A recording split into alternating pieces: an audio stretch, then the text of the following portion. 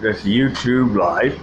Again, I'm on the air, broadcasting you live on YouTube. Wow. Today I'm talking about weather and volcanoes here. Because I noticed here in Hamilton, it's been very cold.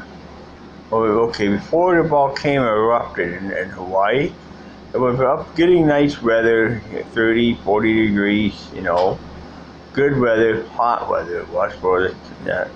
Although after the volcano started erupting in Honolulu, the weather went down to about around in the 50s and 60s, 50s, 60s recently. Well, the temperature had dropped quite a lot, by about a degree. Globally, I say volcano drop has had a global effect on weather because it's been cold throughout the world, especially over in other areas. Because what volcanoes do, they create the wonderful land and spew tons of volcanoes, thousands of dollars worth of property damage, of course, in the process. But you know what? And they disrupt communication with down in the hydropole. Of course, that is very regular, very normal. Yeah. But the other thing volcanoes do besides that, the few tons and tons of volcanic ash out there, they heat up the atmosphere, makes it very, very hot, spewing tons and tons of ash and tons of stuff. What that does, it causes the sunblock, blocking the sun from coming through the atmosphere. As a result, the sun rays don't get through as much. It's similar to what happened after atomic bomb had detonated, got a nuclear winter. The exact thing happened with volcanoes. You have the nuclear winter, like it, because almost that. Because the volcanic ash go up in the air, and all the burning that took place on the ground with the lava flows, all that ash is shoot up into all that smoke goes up in the air. Do you understand that? So, all because that stuff go up in the air, guess what? And plus, all that gotta go up in the air, and what happened then? They will go up in the air and then they have to come down. So they drop down in other areas of the world in forms of rain, cloudy, dark, miserable weather, and sometimes you get cold weather in other parts of the world. So just because you got a volcano in Honolulu, Hawaii, it doesn't mean that's why we get all cold weather. That I link that to volcano, basically. So I think that but as soon as that erupts and calms down enough, it's starting to calm down somewhat, and not as bad as it was, 2-3 weeks ago, calming down quite a lot. And it seemed to be like developing that too, but still spewing molten lava down into the ocean. So eventually that molten lava would run down into the ocean. Eventually it will, and form new land. But right now it's got to, it's probably slowing down lava flows. So that's a good sign. Unfortunately for people who live in those areas, stupid people that build near areas, so worry them they may not never turn home. The same thing. I'm feel sad for people that live in that area. Some may have to turn around, and some may leave the island in the future, not come back, And on top of that, some may have to move to another island in the chain and rebuild up. Certainly, how you look at it, you look at that, it's the volcanoes are very bad. And I don't think that it's going to take quite 9 years to recover after.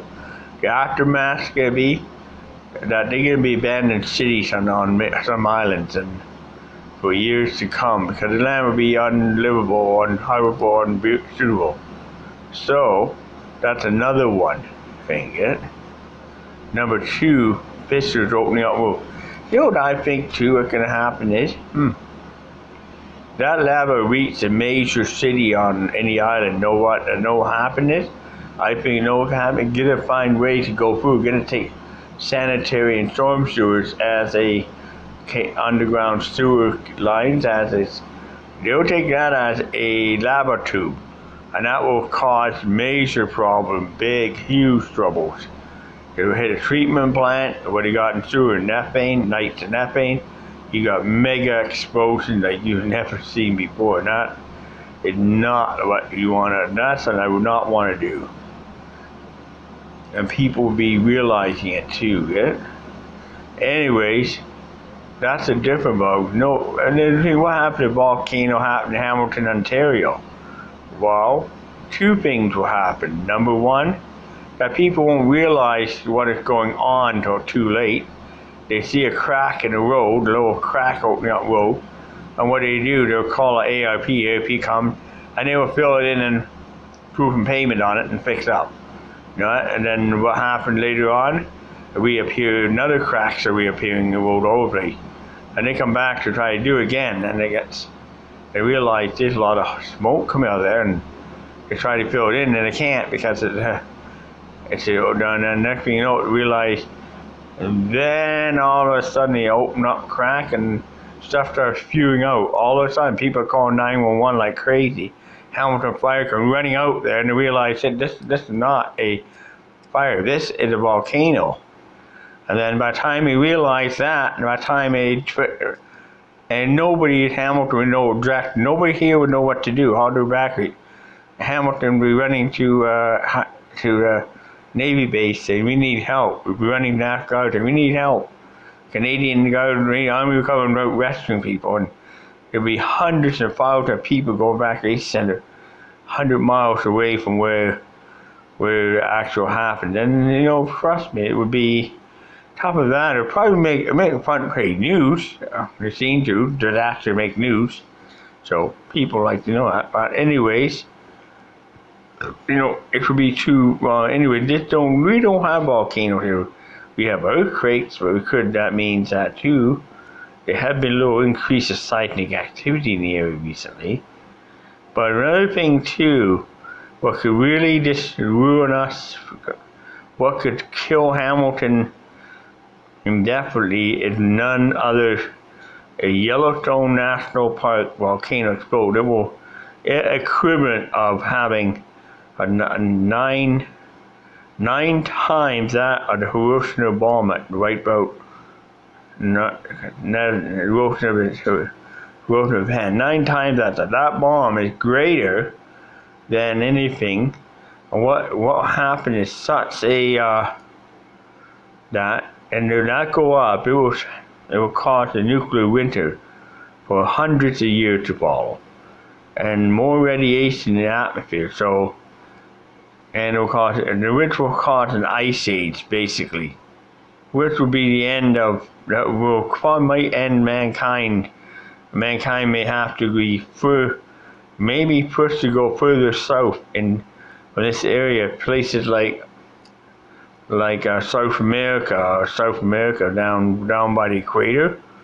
Getting down South America, be forced to go to South America, be forced into places like Africa or EU, down those areas, be forced into places that where fighting happening now, Syria, and they forced in there and build new cities in that area. That will happen there yet. Where there will be like very 14 area Africa, sport down southern places, Central America and stuff, and over there, and that's where it's preventing allowing the ice age to happen. And then when the ice age recedes, then they come back here. Get it? But that would be something that I don't want to think about or talk about too much, because the effects but it could be very devastating if Yellowstone goes. Anyway. Now this is the end of this blog here, and I hope you enjoy it, and I hope you like these blogs. And I'm going to say this blog was brought to you by Peacemaker's Journey on CFNU Hamilton. So go to CFU, go cfu.ca, to listen to radio shows, hear other great, wonderful things. Listen to me and Cat on Air, and we hear great, wonderful stuff, you know. And that too, and we will hear. And both are wonderful trance ladies out here. We do wonderful work out there, and all that. So, if you want a good radio show, you don't like hearing same draw commercial stuff, you go online, go to cfu.ca, click on the thing, go to Monday, click on Pacific Journey, or you can listen to online. So please, you know, remember, be safe this Victoria. Don't drink and drive.